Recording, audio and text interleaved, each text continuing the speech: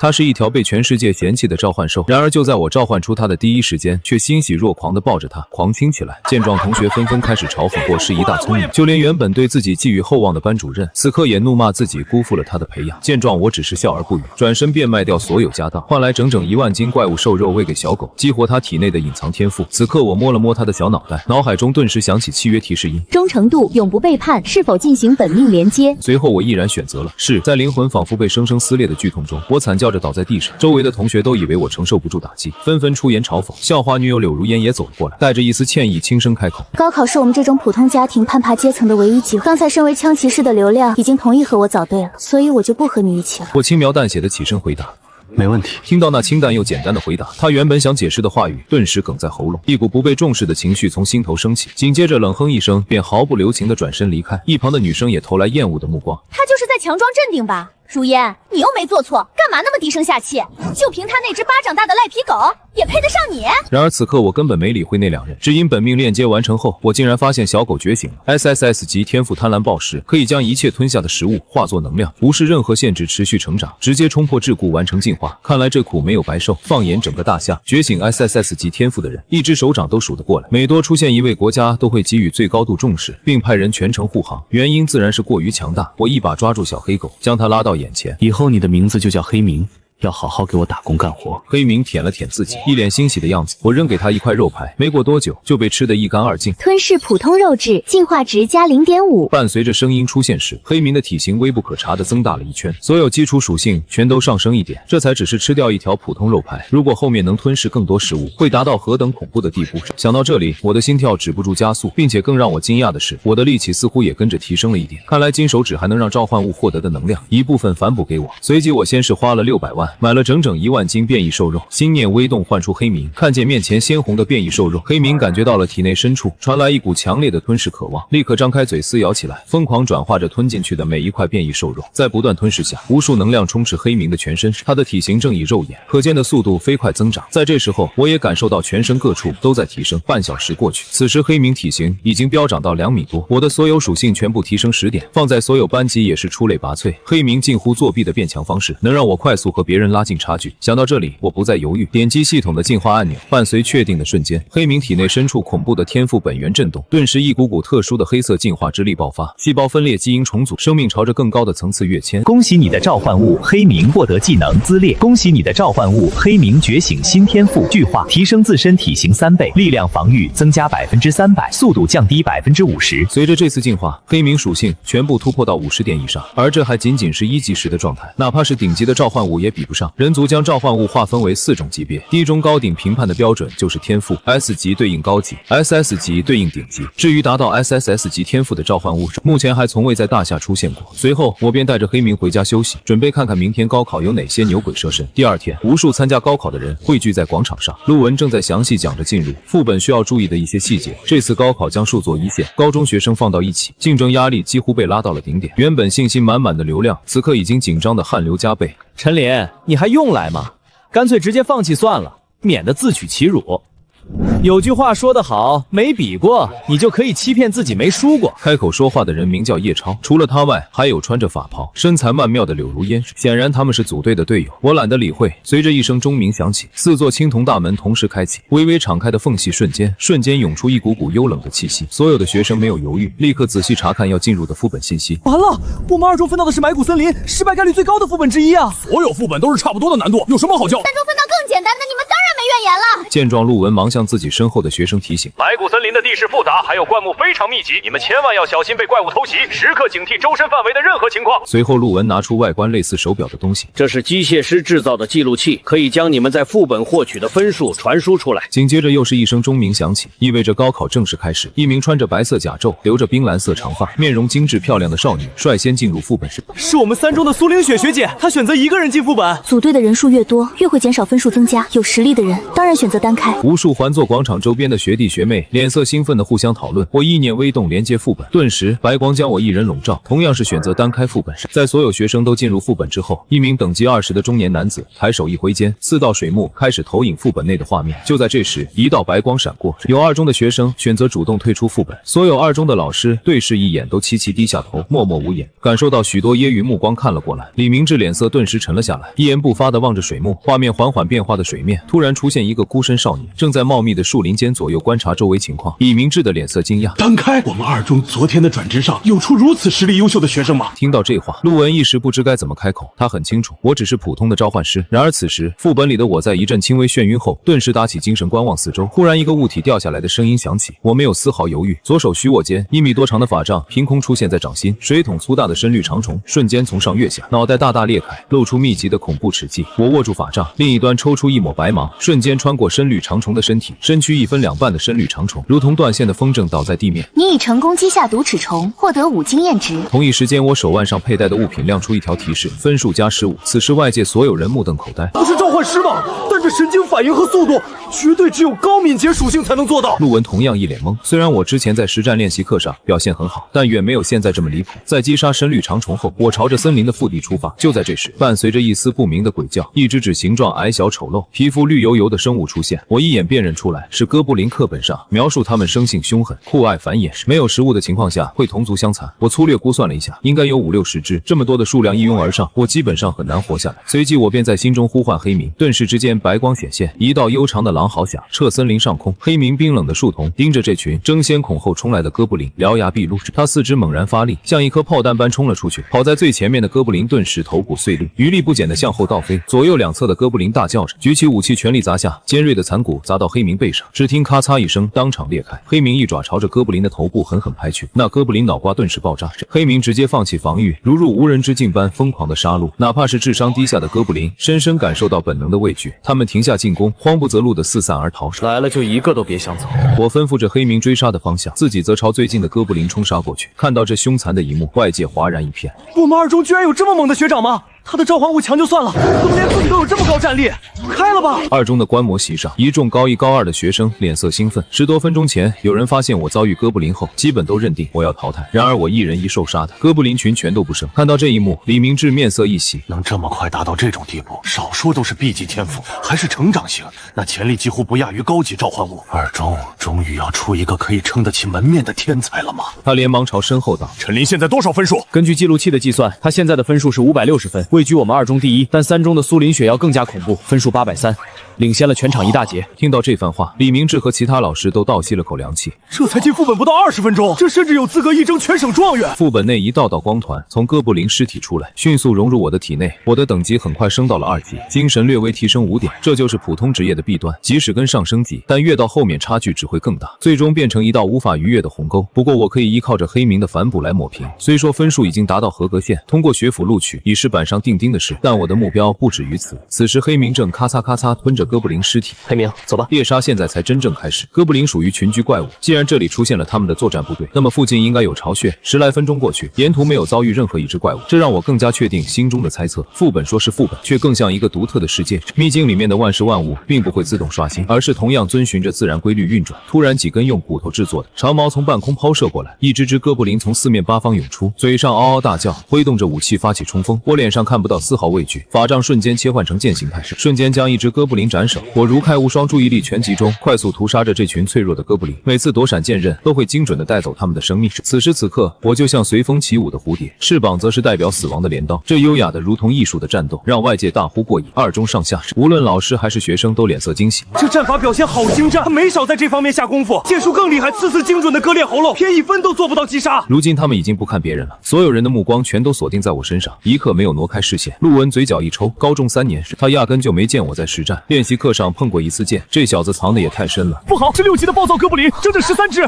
陈林要有麻烦了。等等，还有火焰哥布林、寒冰哥布林，一个人独自找哥布林巢穴，太冒险了。所有老师的心都不禁有些担忧。在这些哥布林出现后，所有哥布林如同找到主心骨，不再毫无章法的进攻。随着火焰哥布林开始咏唱咒语，一颗颗拳头大小的火球凝聚，齐刷刷朝我射来。我连续几个闪身将火球一一避开，其他哥布林看准机会，趁机扑上来攻击。我微微侧脸避开迎面捅来的骨毛，紧接着身伸手瞬间扼住那只哥布林的脖子，把它甩向半空射来的火球。绚烂的火焰轰然炸开，瞬间吞没了那只哥布林的身体。我继续化身人形发射器，把一只哥布林当作炮弹丢出，砸向火焰哥布林。我的天，还能这么玩！外界所有看到这一幕的学生都惊呆了，班主任陆文也看得一愣一愣的。这个攻击方法自己好像没教过。此时我把火焰哥布林砸得晕头转向，他们施法就打到同类身上，不施法自己就得被杀。在一阵拉扯下，黑民也杀到了后方，将他们一一击破。100多只哥布林只剩下孤零零的几只，他们只能选择逃跑。但是这次我没有赶尽杀绝，只是慢悠悠地跟在他们后方，准备直接捣毁他们的老巢。追着残余逃命的哥布林进了一个山洞，绿油油的几个瘦小身影忽然从岩壁上方扑来，我手掌一紧，杖中之剑坚定地朝着一个方向挥去。哥布林的头颅和身体分别落地，剩下的2只也被拥有夜视能力的黑民张嘴咬住，咔嚓一声美滋滋的吞下。忽然通道的转角浮现无数火光，我脸色微变，立刻朝后狂退着。无数形状丑陋的身影爬满岩壁，我神色凝重，大声一喝：黑民！黑民的体型瞬间以可怕的速度暴涨，巨化天赋，他猛然向前冲锋，撞开空中的哥布林，周围的哥布林被撞得七零八落。黑民一只大爪拍来，直接将他们压得身体炸开，血肉模糊。就在这时，一道震耳欲聋的暴虐咆哮响起，脖颈长满浓密毛发，肌肉膨胀，体型如同小楼高大的狰狞怪兽缓缓走出来，愤怒地瞪着黑民。我面色一沉，竟然是 BOSS， 竟然是 BOSS！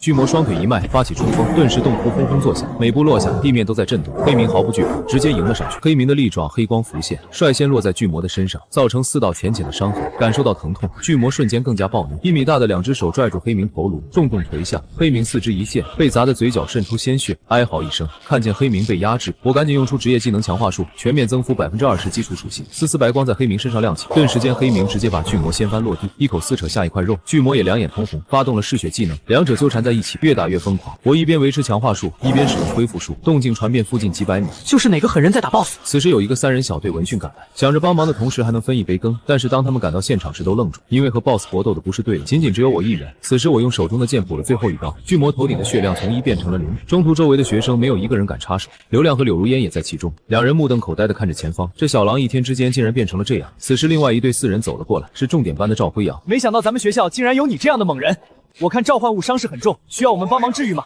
我们队有一个奶量十足的圣魔士。话音刚落，赵辉阳就被身后可爱的少女踢了一脚。不用了，谢谢。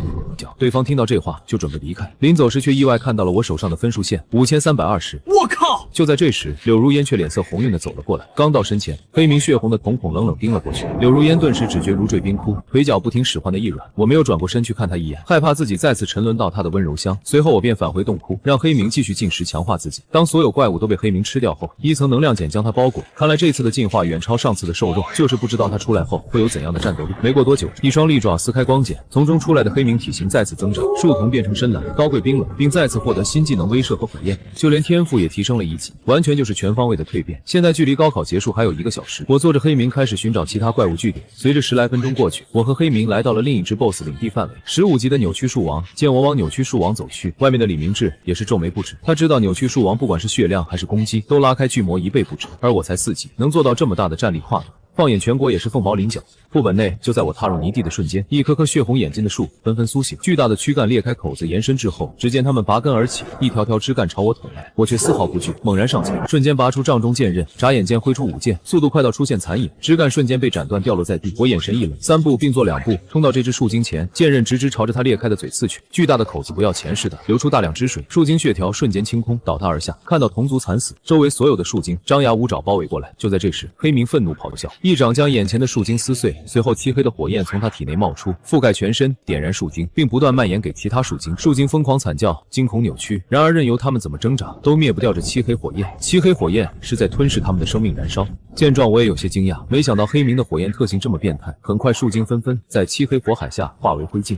漆黑火焰回到黑民的体内，火焰相当于黑民可以省略吃肉这个步骤，直接就可以吸收能量。短短时间，黑民和我同时升了1级，我的分数直接窜到了7120分。短短时间，黑民和我同时升了1级，我的分数直接窜到了7120。就在这时，地面突然炸开，无数手臂粗大的金色枝干瞬间绞杀上来，一道震怒的凶厉嘶吼从远处传来，上百棵树精拥护着一棵100多米的巨大树王缓缓出现。我默默后退一步，哪怕自己的基础属性现在全都过了50点，上去也大概要完蛋。我对自己的认知还是很清楚的。黑明，上去干他们！强的敌人肯定要让给召唤物处理。黑明凶光一闪，身上燃起漆黑火焰，直接以最强形态冲向中心的扭曲树王。漆黑火焰贪婪地吞噬着一切，不断有树精发出痛苦的嚎啕咆哮。我看准机会进场收割，看着一个个族人痛苦死去。扭曲树王发出长长吼叫，无数金色枝干向黑明杀去。黑明直接无视防御，疯狂朝扭曲树王本体跑去。黑明锋锐的利爪黑光浮现，向扭曲树王疯狂挥下一爪，把树皮撕下。扭曲树王面孔狰狞，所有枝干从不同角度穿向黑明。然而黑明仗着肉身防御，以伤换伤。漆黑火焰开始缓缓向上蔓延，扭曲树王满眼惊惧，他感觉到自己的生命在一点点被蚕食。扭曲树王害怕了，疯狂的想要逃跑，可黑明也咆哮一声，瞬间漆黑火焰像锁链一样捆住他。黑明的进攻变得更加暴虐。这时赶过来帮忙的赵辉阳四人咽了咽喉咙，一脸的震撼。15级的第二阶梯扭曲树王就这么被压着打，看见他们我也有些意外。就在这时，一阵巨物倒塌的声音响起，扭曲树王被消灭，我身上白光升起，等级提升来到8级，同时记录器上分数再涨3000。剩下的树精给你们4个了。这分数获取的太简单了吧？苗珊珊嘴巴微微张开，他们的分数短短10来分钟就到了顶尖学府的最低招收标准。我们之前哪次面对怪物不是全力以赴？是陈林的黑明震慑太大，这些树精不管我们怎么杀，都没一个敢回头。此时所有漆黑火焰已经飞回黑明体内，常态体型的黑明成长到了7米，我的基础属性也全部破70点，等级刚好升至10级，可以进行一转了。这次的高考可以结束了，副本开始强制传送离开，无数学生在白光的笼罩下纷纷回到宽阔的广场，顿时一片片高呼迎接着他们。黑明7米高的体型就蹲坐在我身旁，巍然不动。他竟然真的做到了第1！李明志和老师们激动的脸色通红着，太恐怖了！他本身也强的可怕，能以召唤师职业杀那么多怪，做到这种程度也是前无古人了。老陆，你有了一名好学生啊！走走走，我们赶紧去迎接陈林。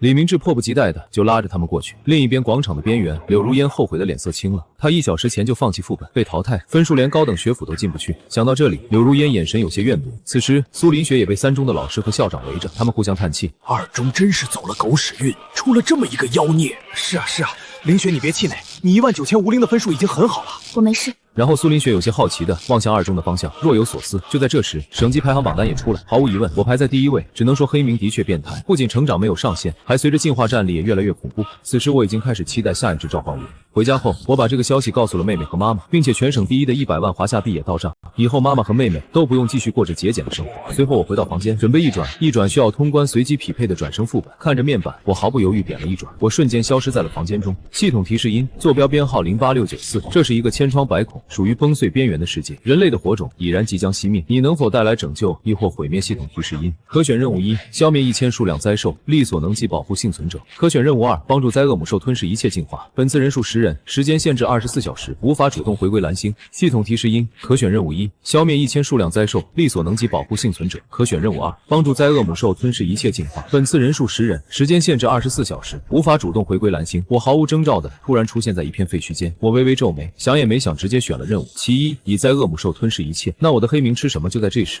旁边的玻璃门道飞出一道人影，无数碎片伴随着一名体型娇小的少女落在地上。一只浑身血色、没有皮肤的爬行灾兽从昏暗的殿内窜出，扑向少女。少女艰难地朝着一旁的长刀伸手，然而还是慢了一步。死亡的恐惧涌上心头，她的双手下意识护在前面。就在这时，一道剑光瞬间斩过，爬行灾兽的头颅和身体分离，半空的怪物失去重心倒在地面。你好，我叫陈林。我叫陆羽。我正准备向他打听这个世界的情况，突然一道交喝传开，情况有异，全部撤退！陆羽顿时脸色一变，抓住我就要离开。果然话没说完，一辆汽车从远处笔直的飞来，我猛然一扯，把陆羽甩向后面，把杖往前一横，打算硬接下来。汽车巨大的冲击下，我被撞退10几米，才完全停住。陆羽脸色一慌，忍着疼痛连忙跑过来。你没事吧？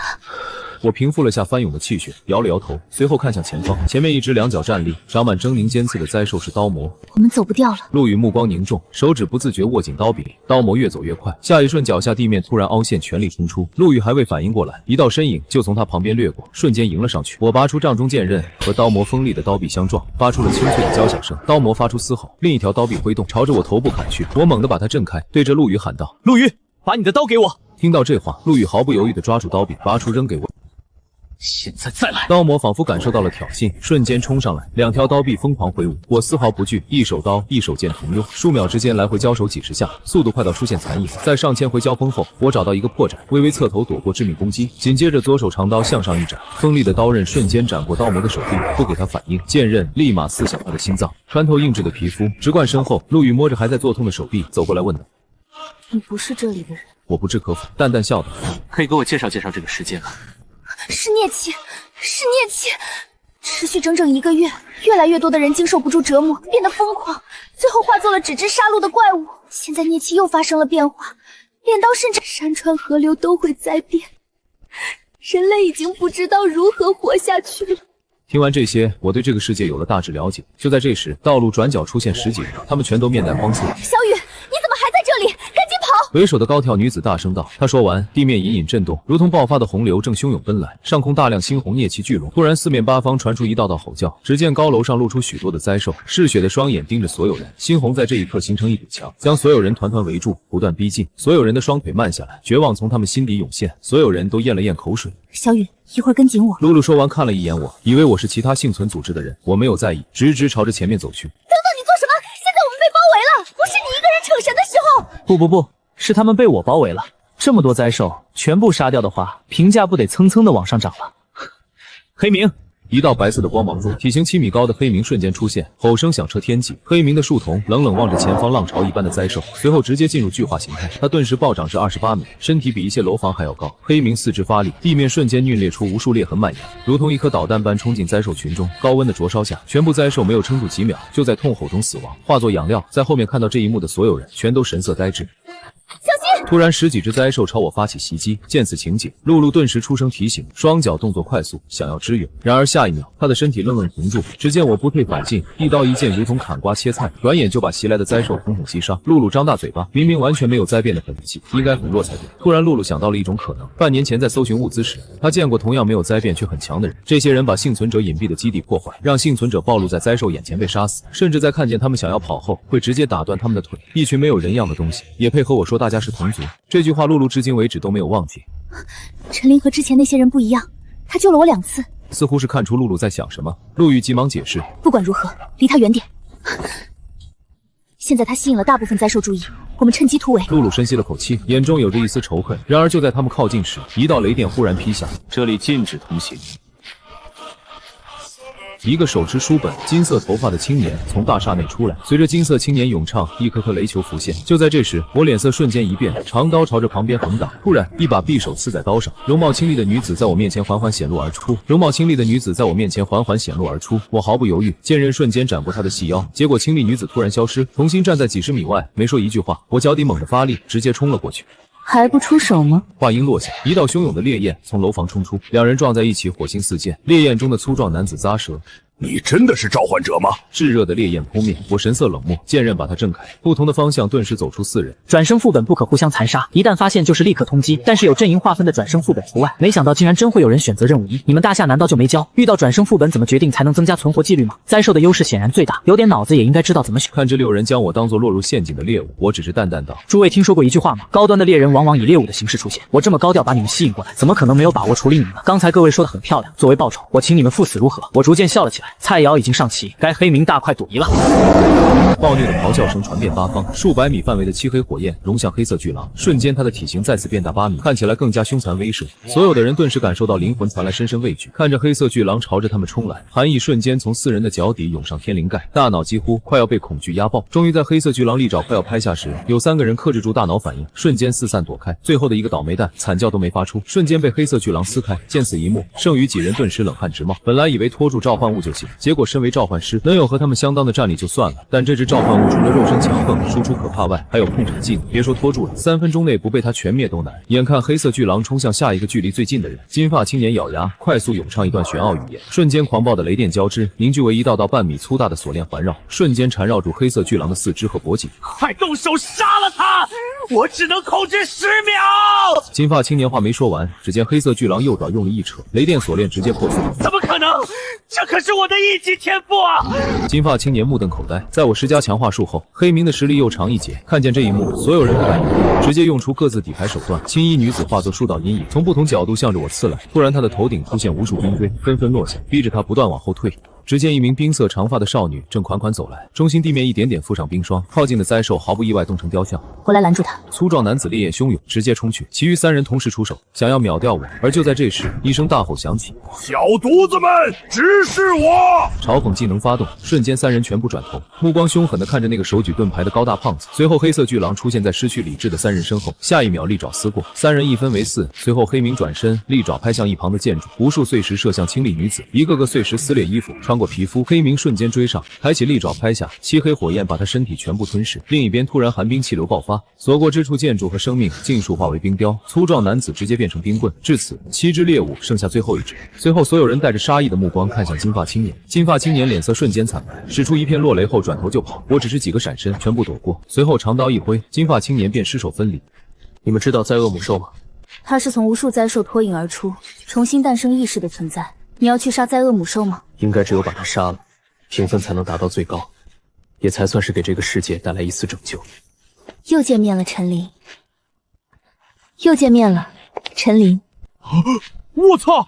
大哥，你竟然是那位冬天省状元，怪不得这么厉害！不等我回答，高大胖子震惊开口。聊了片刻后，3人关系熟络了些。我也知道了高大胖子名叫罗轩，我和2人说了准备杀灾厄母兽的事，2人想都没想就答应了。3人立刻动身，朝着市中心前去。不久到了一座大桥前，突然一只灾兽亮起红色双眼，疯狂涌来。黑明立刻发起威慑，然后冲向挤满整条行道的灾兽群潮，漆黑火焰炸开。我面色一沉，灾厄母兽发现我们了。苏林雪双眸附上冰蓝色，如同一尊漠然的神灵。瞬间，他的头上尖锐凌厉的冰锥浮现，伴随苏林雪意念微动，所有冰锥射向从后面堵来的灾兽群潮，无数灾兽身体被贯穿，像韭菜一样一排排倒下。可很快又有更多的灾兽涌上，整座城市的所有灾兽都从四面八方在往这汇聚。这时我渐渐感到压力变大，整座城市数十甚至上百万数量的灾兽，就算体力耗尽，也不可能杀得完。随即我便大声喊道：“擒贼先擒王，黑明，直接去杀灾厄母兽！”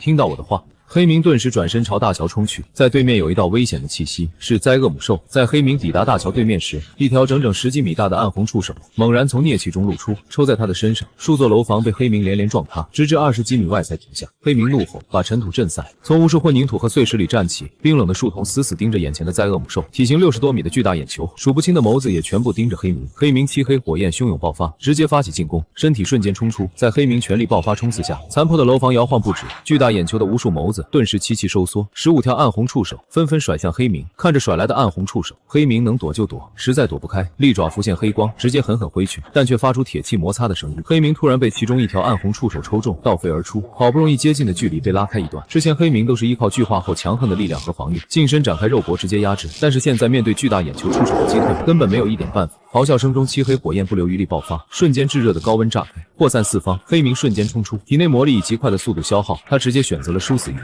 另一边我有些凝重，通过和黑明的灵魂联系，隐隐感觉到黑明的生命气息在缓缓下落。好了，苏林雪突然睁开冰蓝光芒的双眼，万双寂灭，瞬间消失，无数灾兽在瞬息之间化为冰晶，碎片飞溅。抓住这个空隙，我当机立断去灾厄母兽那里。现在只有让黑明进化，才有一线生机。不久，3人来到市中心，一道咆哮从前方传来，3人没有犹豫，立刻冲去。很快就看到伤势惨重、奄奄一息的黑明，但他的利爪还是死死抓着地面，任由暗红触手抽来，都死死不退，一点点坚定地走去。见状，我直接就向黑明跑去。黑明，吞掉这些灾兽！同时立刻施加恢复术和强化术，微微白光在黑明身上亮起。黑明树瞳一震，猛地咆哮一声，震开暗红色触手，黑明立马冲向灾兽群潮，漆黑火焰如同莲花盛开，立刻扩散。巨大眼球也发现问题，立刻发出指令，让所有灾兽远离这里。但是已经晚，无数漆黑火焰带着吞噬的能量涌入黑明体内，我毫不犹豫在面板点下开始进化。恐怖的黑色力量顿时从黑明体内深处爆发而出，冲出外面，形成一道漆黑光柱，冲天而起。黑明的身躯瞬间暴涨超过100米。系统提示音：恭喜你的召唤物黑明获得技能迅疾。系统提示音：恭喜你的召唤物黑明获得新天赋金刚之躯，属性全部提升60点。我松了口气，又是一次全面的大加强。黑明树瞳盯着巨大眼球，全身焕然一新，坚硬的狼毛散发淡淡金光，显得神异霸气。焕然一新，坚硬的狼毛散发淡淡金光，显得神异霸气。巨大眼球的眸子猛烈颤抖，在黑色力量爆发而出的瞬间，他被这渴望吞噬一切的恐怖气息吓得无法动弹，但紧接着便是无尽的震怒，他一样能够吞噬进化，他才是可以成为最强的存在。粗大的暗红触手齐齐甩去，连气气流都发出轰响。黑冥坚如磐石，巍然不动。15条暗红触手鞭打在身上，仅仅金光微颤，融合爆石和巨化后的漆黑火焰瞬间爆开。漆黑火焰形成一道整整400米高的暴虐凶兽虚影，瞬间1000米范围直接化作一片黑色火海。黑冥猛地冲到巨大眼球前，随着他的利爪抬起，庞大的凶兽虚影也抬起，漆黑火焰凝成的利爪瞬间挥落，巨大眼球的眸子瞬间瞎了好几只，发出痛苦嘶叫。他的触手疯狂鞭打在黑冥身上，却造不成任何伤害。巨大眼球咆哮，吸收孽气，迅速融入体内。瞬间，他的体型暴长一大圈，暗红触手开始长出无数根尖锐倒刺。这原本是他留着向下一生命层次进化的力量，如今只能提前用了。暗红触手从4面8方包向黑冥，双方疯狂互相攻击，打得大地不断震颤，一道道吼声响彻天际。整整数小时过去，废墟之上只剩黑冥依旧屹立，巨大眼球的无数眸子暗去，浑身被漆黑火焰缓缓吞噬干净。这时我和苏林雪也都笑了起来。杀了灾恶母兽，还有数千灾兽，获得的评分绝对都会极高。翌日，随着一道提示声，3人消失在原地。时间已至，开始根据你的表现结算评分，累计击杀8560次灾兽，成功击杀灾恶母兽。恭喜你的评分为完美。职业晋升为召唤剑师，稀有唯一描述，这是因你而诞生的一个奇怪职业。恭喜你领悟新的职业技能法剑凝聚，技能效果：一把介于虚实之中的利剑，无视目标任何现实防御，造成一次精神创伤。我看着面板有些惊讶，无视物理防御，直接创伤目标精神，相当于对方只要没有精神防御手段，就能瞬间劈死。这技能简直让人头皮发麻。我手上瞬间出现一把无数纹路铭刻的利剑，精神力也随着凝聚法剑消耗一空。我摇摇头，把法剑收回去。看来这技能只能当底牌使用。我微微一笑，打开手机，弘毅、罗轩和苏林雪发来的好友申请后，顿时看到陆文发来的消息：顶尖学府的招收导师会在今天2点到达。你准备来一趟学校？我想了想，没其他事，立刻起身离去。凡云2中，陆文等候在校门，看见我后立刻上来。你终于来了！这次整整5座顶尖学府，全都派了招收导师来2中，这放在凡云市是史无前例的事。跟着陆文走到办公室，陆文从抽屉拿出一枚龙形魂戒，这里面是府的奖励，里面有你需要的装备和技能书。我目光一亮，这些都是我目前需要的物品。掌中剑这把普通品质的装备，承受了太久高强度战斗，已然损坏掉了。我接过环戒，意念探入其内，瞬间2道信息浮现：一天全剑斩，天剑形态获得精锐加持，无物不破；天杖形态获得智慧光环，持续恢复精神力，增幅50%任意技能效果。2技能书近在咫尺，效果100米距离内，瞬间一步到达。看着这些装备和技能书，我满意无比。差不多2点时，一辆黑色专车在2中停下，数名男女走出。李明志神色郑重，上前没有丝毫怠慢。能做顶尖学府的导师，无疑都是无转职业者，即使是市长都要以礼相对。来到接待室，神色慵懒坐下的季飞淡淡问道：“陈琳在哪？”紧接着门被推开，我和陆文走了进来。季飞仔细从下往上看了一番，不错，这相貌该入我云雀学府。坐在一旁的冯毅顿时不满：“外面传传也就算了，你们云雀学府还真看脸烧人啊！”然后转头就对我发出橄榄枝：“陈琳同学，选择我青天学府吧，各种核心资源随便任你挑3样，当做入学礼。”才3样，搁这打发要饭的吧？我看你是在质疑人家东天省状元的重用。对，陈琳同学他都看不起你，别在那儿受气。这场面看得李明志和陆文一愣一愣，气氛一时间有些焦灼。但凡谁敢起头招揽，就必遭其他4人针对，场面逐渐混乱。季飞吸了口气，看着我突然开口道：“到了1转应该还没开始召唤吧？只要进云雀，我能直接向上申请，给你集齐最好的召唤所需材料。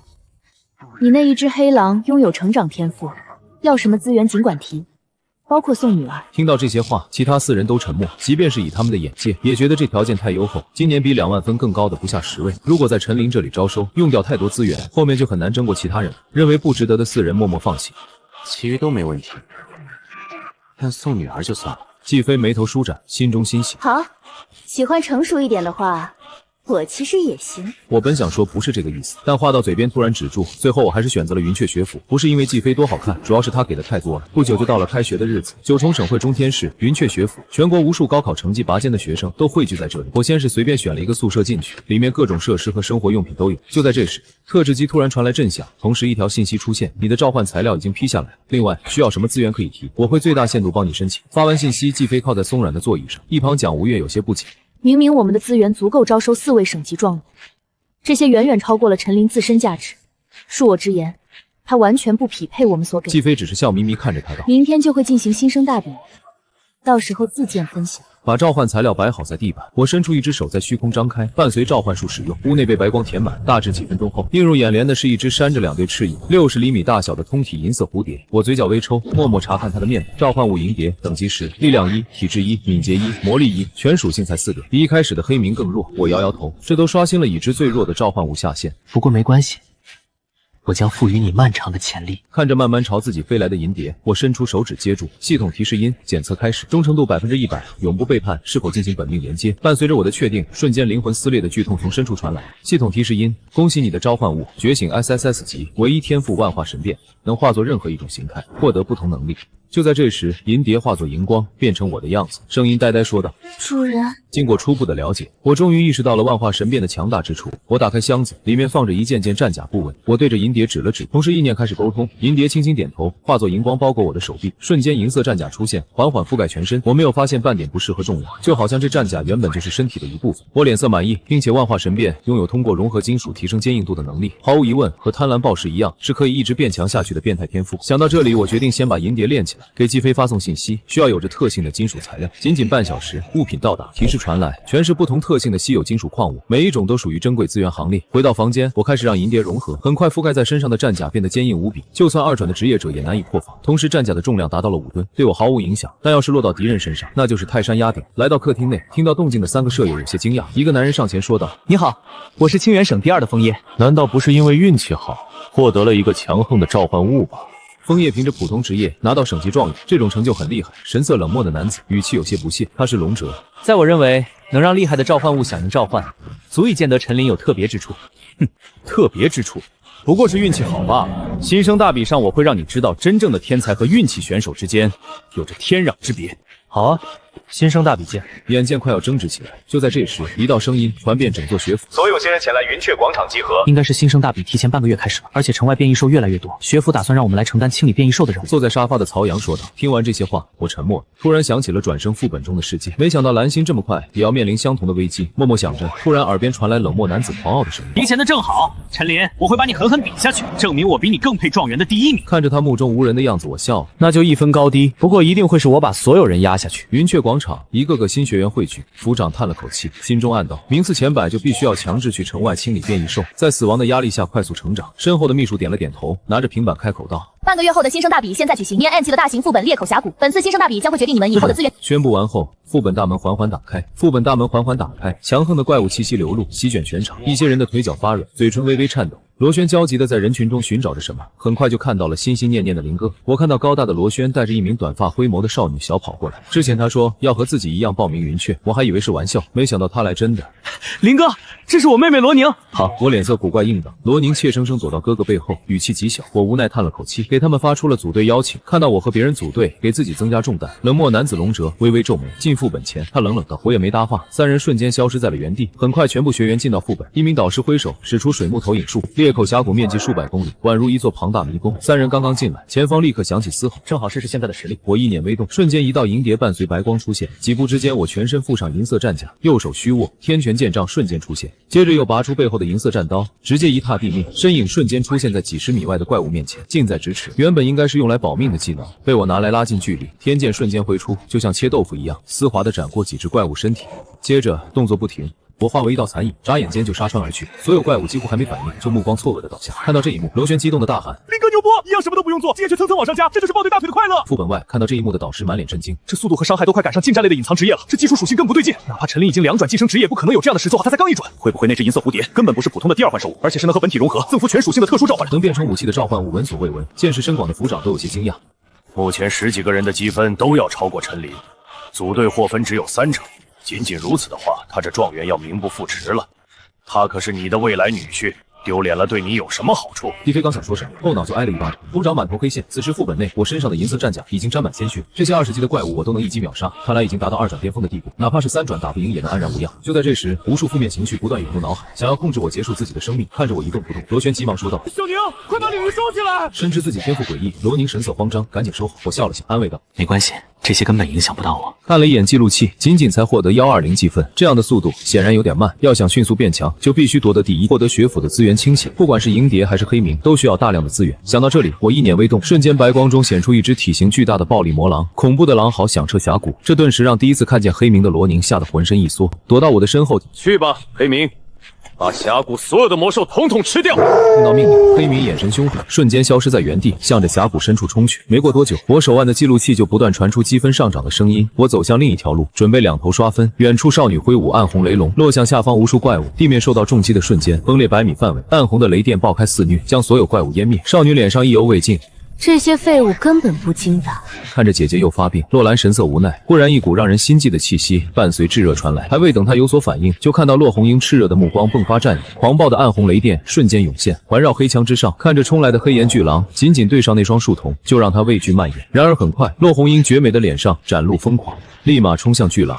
看着无所畏惧直接冲去的姐姐，洛兰轻车熟路，迅速套上数种力量增益和庇护，在这些加持下，战力直接翻倍。哪怕对面是3转 BOSS 也可以拼。当双方碰撞在一起，强大的力量瞬间掀起一阵气浪，冲向四面八方。看着金光浮现、毫发无损的黑色巨狼，洛红英脸上一僵。黑明冷冷看着脚下这名无缘无故攻击他的人类，利爪瞬间拍去，恐怖力量下，3道庇护屏障层层破碎。洛红英的身影瞬间倒飞而出，洛兰脸色大变，双手合十，一道几十米的圣洁虚影缓缓显现。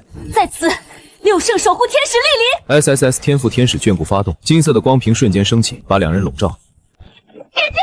还没说完，步步走来的黑明已经抬起利爪，黑光浮现，瞬间将金色光屏撕碎。他冷冷看了两人一眼，然后从一旁走过，根本没有理睬。此时外面一片寂静，所有导师包括府长全都鸦雀无声。这真的是一个转职才没几天的召唤师该有的实力，恐怖如斯。这实力完全就超出了2转的范畴吧。看到这超出常理的战力，所有人内心都不禁浮现了几个字：同级无敌，当代妖孽。看着满脸得意的季飞，蒋无月受到了1万点震撼，不存在的概率真的可以被他赌出来。难道他真的是天才？接下来10个小时里，黑明杀了上万怪物，就连第3阶梯 BOSS 也干掉了3个，距离下次进化还剩1300点。这只是半天时间的收获，但越到后面越难进步。罗旋和罗宁这边更是一脸兴奋，第一次体验到升级能这么轻松，根本没出一点力。我笑着看了眼记录器，积分已经达到3000。不远处黑明杀了整整1圈，回到这里，我随手给了一个恢复术。很快副本限制时间到，白光笼罩，传送回云雀广场。无数或惊叹的目光瞬间看来，周边许多学员灰头土脸，尤其是冷漠男子，一脸屈辱的垂了下地面。他全力下竟然被一只黑色巨狼随便一爪拍成重伤。我来宣布所有学员积分榜单，第1名陈琳。34500积分。听到这话，冷漠男子顿时瞪大眼睛，立刻看向全息荧幕。只见我的积分位居第1，遥遥领先了一大截。下面是断崖式的暴跌，这绝不可能！冷漠男子不可置信，觉得是榜单出了问题。不只是他，许多人也都认为有些匪夷所思。怎么其他人，包括2名状元，积分都那么低？似乎是看出大家的疑惑。秘书解释道：你们遇到的那头黑色巨狼是陈琳的召唤物。不少人因为上去阻挡他，被他一下拍成重伤。闻言，瞬间所有人的目光无比震撼。新生大比到此结束，学分奖励会打入你们序号，自由解散。回到独栋套房，看到我推门而入，冷漠男子脸上有些不自然，挣扎了片刻，他深吸口气道：刚才有你的东西送到，说是第2批材料资源，我看你不在，就搬到你房间了。好的，谢谢。不客气。回到房间后，我打开黑色大箱，这次的稀有金属数量比第1批还多，只要银蝶融合的金属够多，坚硬度哪怕是黑明都破不了，还有概率获得种种特性，到时候就不只是防御无敌，战力也将无比恐怖。我并不打算只当一个手无缚鸡之力的召唤师，这样弱点太明显，一旦被针对，许多手段都能轻易诛杀。10几分钟后，金属全部被银蝶融合，此时它的坚硬度即使是3转也无法穿破，并且重量整整达到13吨，在力量相互增幅下，一拳下去就能轰碎地面。就在这时，新生第1奖励的5万学分也到了。稍微思考片刻后，我花光积分选出几10份果类资源买下东西，送到后我一股脑倒出全部东西，随后召唤出黑明喂给他吃。很快我感受到一股股热流强化全身，黑明的体型也在一点点增长，几分钟后就达到了40米。而我晋升召唤剑师后，每次升级多增加了5点力量，算是彻底搞歪召唤师了。从一个只扎精神需要躲在后方的脆皮，变成了进攻型职业。翌日，今天是正式入学的日子，宿舍4人都被分到了一班。路上遇到了同样是一班的罗轩和罗宁，刚走进教室便有不少人看来，直到如今他们都还有些震惊，仅凭一只召唤物就将所有人碾压，在此之前从未出现过。这时2个极其漂亮的双胞胎从门口进来，洛红英和洛兰张望了片刻后，直接坐到了我的前面。与此同时，身材高挑的季飞走进教室，扫视一眼所有人，开口道：我叫季飞，是你们今后的班主任，当然有什么事尽量别找我，懒得管。随即季飞正了神色，语气严肃：你们都是各省的天才，努力考入学府，想来都是为了更好的资源，但很遗憾，异族通过几10年的布局，优势已经越来越大，再过不久他们就会一举突破防守。闻言，所有人目光瞬间变得难以置信。现在社会运转的明明井然有序，甚至还有不少娱乐开始发展兴起，媒体也在宣称局势已然变好，网上不曾有任何不利的消息，一切都是安稳平静。可如今却说大难即将降临，看出了他们的惊愕和疑惑。季飞缓缓说道：你们就不奇怪为什么社会中基本上看不到5转以上的强者吗？哪怕是驻守整个大省的军方，最强的也只是4转。听到这话，众人仔细回想，好像的确如此。按理来说，像5转这样的终端战力，不说烂大街，但绝不至于网上和生活里一个都很难看见。突然，他们脑海中隐隐有了一个可怕的猜想：从顶尖学府毕业的学员，至少也是4转以上，他们中大部分都义无反顾去了前线。正因如此，才换来了后方的安宁。季飞继续道：像这样会引起恐慌的消息，各国自然禁止传播，这就导致许多平民出身的人根本不清楚这样的事情。如今更要紧的是，变异兽规模也逐渐庞大，一旦再不遏制，到时发现状况的异族，毫无疑问会提前发动总攻。季飞看了所有学员一眼，所以需要我们站出来的时候到了。所有学府派出优秀苗子，前往军事基地展开对变异兽的削减。现在自愿前往军事基地展开变异兽数量削减行动的人，站起来！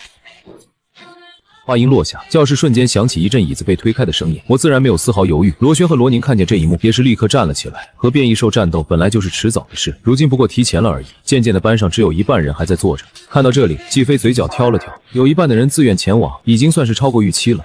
全体出发，前往军方基地。等等，我们也要吗？没错，在这班上的都是新生前100，都算学府优秀苗子，自然要去。之所以现在才说，是因为军方打算挑出自愿的人列为重点关注对象。你们实在无法提起勇气，还有第2个选择，退出云雀学府。还在犹豫的20几人顿时站起来一半。季飞带着众人走向云雀学府外面，校门前停着几10辆运兵重卡，一个个士兵脸色严肃地等待着。随着所有学员上到运兵重卡，原本热闹的云雀学府变得无比空旷。运兵重卡车厢内，季飞拿起资料文件开口道：这次我们要去的地方是横断军事基地，位于中天市900公里外，他们的前面就是百连山脉，那里面机直达数10万公里。经过天启的探测，仅只是外围便有整整几万头10月30日级变异兽，深入一点的话，40减50级变异兽同样数不胜数。你们只要在外围展开清理就好。一直以来，前线都是靠着科技以少换多，才勉强能抵抗住攻势。然而不知什么情况，他们近来的进攻变得更加猛烈，不分日夜在4处方向突袭防线。因此，对于此次清理变异兽，前线根本无能为力。8、9小时过后，运兵卡停了下来，伴随厚重的钢门向两侧打开，数支穿着黑色作战服的士兵一字排开，似乎正是在等着他们到来。士兵们集体行了一个敬礼，这看得众人内心都有些触动，不禁收起了懒散的模样。所有人跟我过去任务接取点。一路上，众人目光四处张望，整座军事基地非常宽敞，周边都竖立着一座座炮台，防御严密。没多久，来到任务接取点，等候着的女兵把黑色的智能手腕发配给所有人。这手腕和高考时的记录器外形相似，不过多了任务和地图功能，还有一个发送救援的图标。只要点击一下，军事基地就会立刻知晓情况，派出人员前去营救。同时间，在附近的人也会立刻收到信息，可以第一时间赶到。智能手腕发出提示音。欢迎使用，小爱很高兴为您服务。本次清理变异兽行动，每名学员需要当天接取至少1个任务完成。您本日还未达标，请尽快在任务接取点接取1个任务完成。我大步走到显示着无数任务的屏幕前，扫了几眼，还是稳妥一点，接几个3转要求的普通任务比较好。突然我感觉到有目光盯着自己，立刻朝后看去，只见从头跟到尾的罗轩还有罗宁，双眼正可怜巴巴地看着自己。以2人的实力去了野外，大概是步步维艰。一起走吧。我笑了笑，毕竟是要负责到底的。2人连连点头，感激几乎快要溢出眼睛。看见这一幕，原本想要邀请罗宁的枫叶停下脚步，突然觉得牙齿有些发酸。野外凶险万分，随时可能遇到意外，我们一起互相照应怎么样？找别人去。李中锋眼神嫌弃，选好任务就和同班的辅助女生离开。曹阳，我们好歹也是战斗类隐藏职业，别这么怂，自己去找几个靠谱点的人组队，大不了点下求救。我们在附近的话，会顺手捞你一把的。枫叶忽然感觉周围满是恶意，没多久，我也挑选好了3个任务：清理在200公里外的狂暴黑猿、双齿巨虎和血鳞巨鳄。所有变异兽的位置都是由阵法师改造，铭刻上观察之眼的微型无人机地毯式搜索获取。变异兽各有领地意识，一般情况下不会离家太远。这次的清理行动，各座军事基地都做了充足准备，让学员们可以更加方便且稳定地击杀变异兽。当然，也考虑到了他们的生命安全。所有出去执行任务的人都可以领取3个高爆手雷，以及配备7发穿甲弹的大威力手枪，这些足以伤到20级左右的变异兽。我对自己的枪法完全没信心，干脆就只拿了3个高爆手雷。反正我现在一拳的威力比穿甲弹还要猛。转身带着2人离开，很快就开车进入了百连山脉。我直接换出银蝶变成战甲。这时智能手腕发出声音：是否需要小爱开启手电筒？是。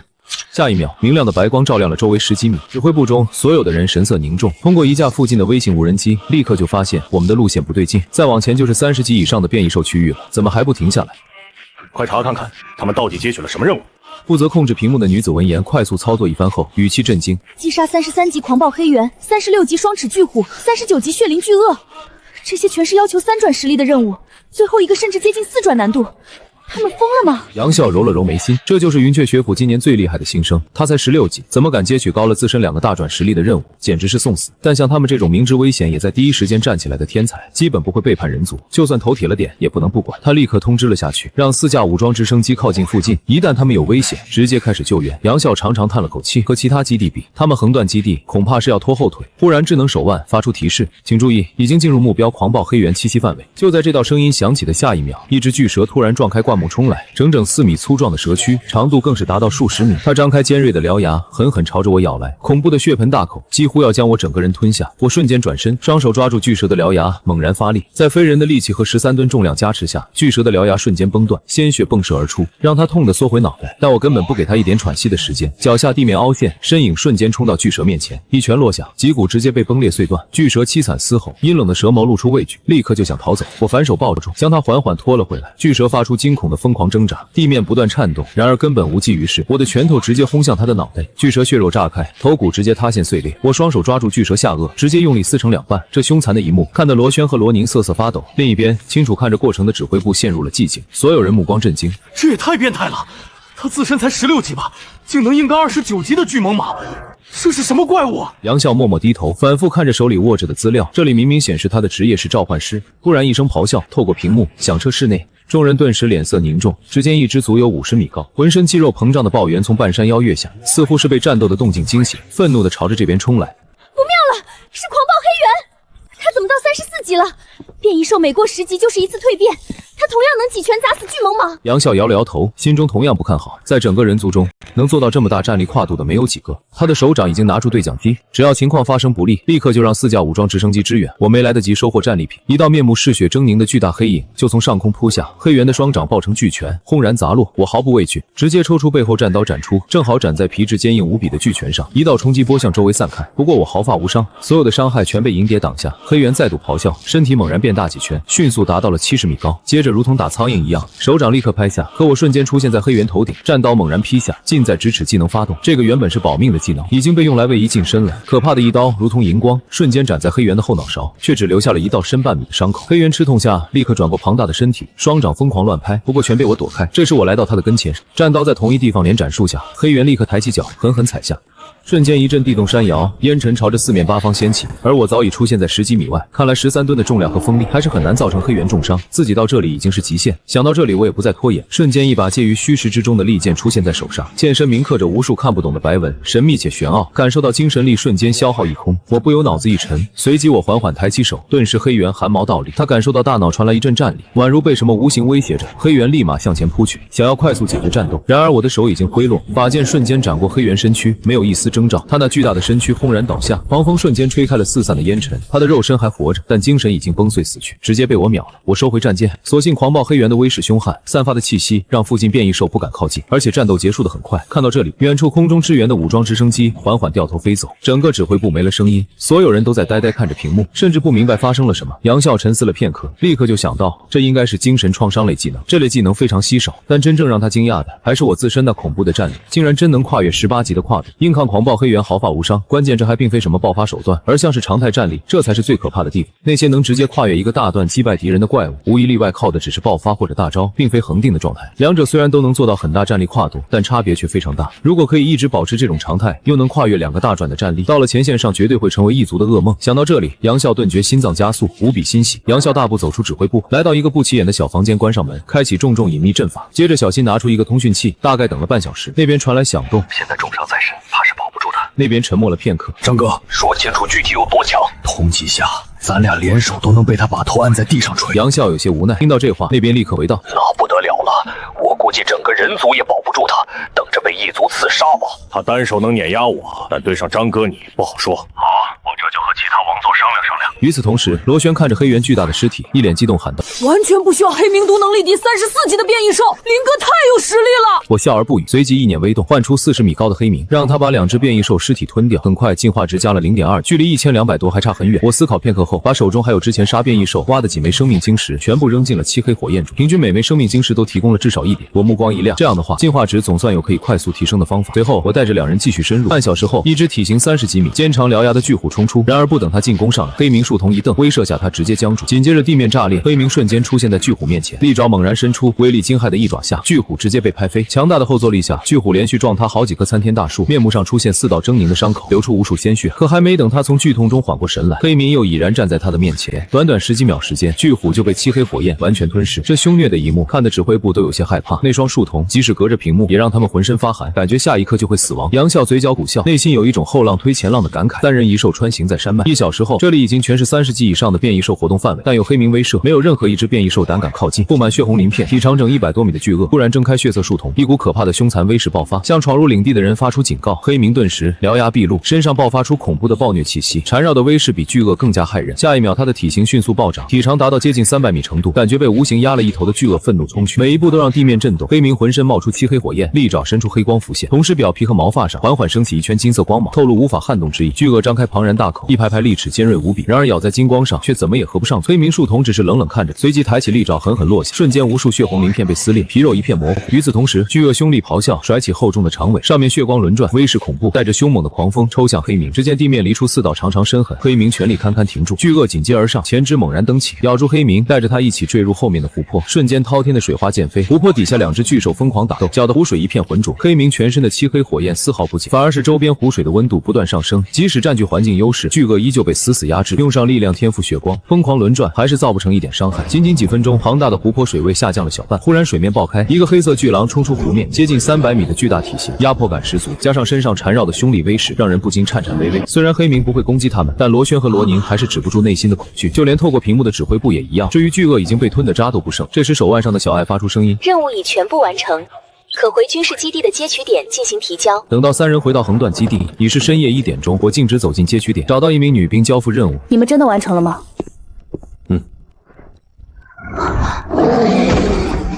一共200贡献点，你们是组队行动，准备如何分配？你看一下。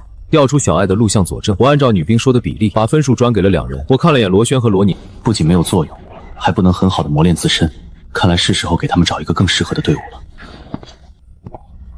就在我离开不久后，接取点的大屏幕上赫然浮现一行字：云雀学府大一学员16级召唤师，贡献点100，排行1245名。不只是在横断基地，其他聚集着众多学府的基地也同时间浮现了这行大字。这一刻，不少待在接取点的学员都是面露惊讶。这人是谁啊？直接获得100贡献点，一波完成了至少2个3转级任务吧？我也是大一新生，现在贡献点才个位数。谁不是呢？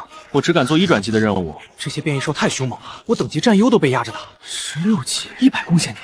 他到底是怎么做到的？现在多数的大2、大3学员都仅仅只有几十的贡献点，大一学员上了10位数的更是很少。众人之所以吃惊，是因为他仅仅才16级，只是大一新生，却跨越了2个大段，成功击杀了2只30级以上的变异兽。罗巷基地内，冯毅正商讨着怎么击杀外围的60级巨兽，突然看到排行榜浮现的名字，微微愣了愣。怎么可能？听到冯毅的惊呼，几名导师顺着目光看去。老冯，你认识这个学员？大一新生第1天就上100贡献点，有些夸张了吧？我之前和你们说过的招收遗憾就是他。当时计费给的实在太多了，否则他说不定就是咱们北龙的学员了。听到这话，众导师恍然，原来是当初的壮举。不过很快有人摇头说道：“但是有战力强大的老生组队带的，否则凭他自己没道理一波赚到上百的贡献点。”不错，但这样的行为不可取。此次清理行动除了防止变异兽暴动，还有磨砺自身的目的在。是啊，时局紧迫，理应以提升实力为重，故意博取排名没什么用。冯毅也长长叹了口气，本来他挺看好我的，33级的重甲蜥蜴，费了很大功夫才杀死。萧云虚声音平淡，冯毅嘴角抽了抽，发自内心惊叹：厉害！17级就能斩33级的变异兽，你们这届天才真是层出不穷。导师你放心，这是天骄大事不假，但有我无敌。我将横压所有敌手，登上人族的王座。萧云虚偷偷瞄了一眼，发现众导师都捂着脸没有说话。突然他看到了大屏幕上的名字，顿时脸上僵住，心中10000个无法相信。不可能，绝对不可能！怎么有人比我还要猛？100贡献点，就算上被我杀的那只重甲希拉也比不过啊！看出萧云虚的怀疑人生，冯毅有些无奈开口：“刚才我们讨论过，这大概是由老生带的结果，不用在意。”好的，那我先走了。萧云虚顿时松了口气，不过完成2转任务的欣喜也匆匆告别冯毅，随后毅然决然地走向已经笼罩在漆黑下的山脉。与此同时，我回到宿舍，跟着舍友一行人吃了顿烧烤，并把罗轩和罗宁托付给他们一个队伍。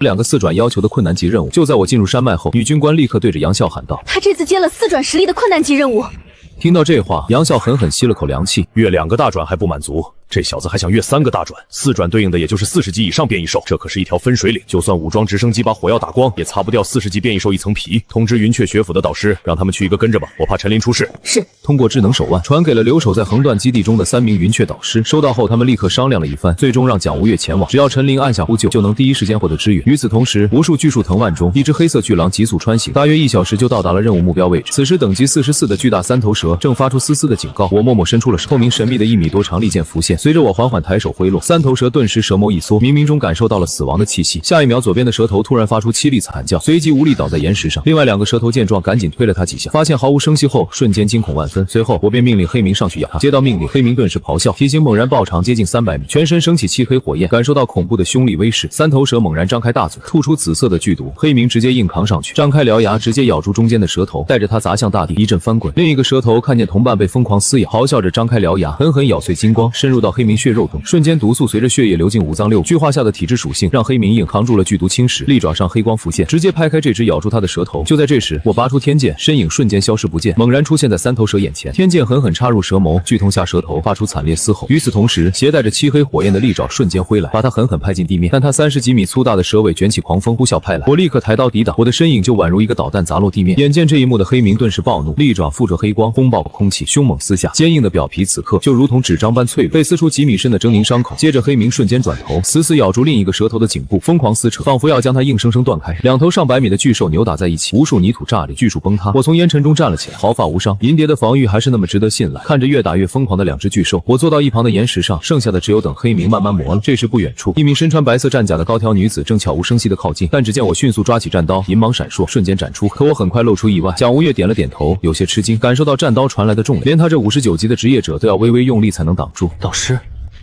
你怎么出现在这里？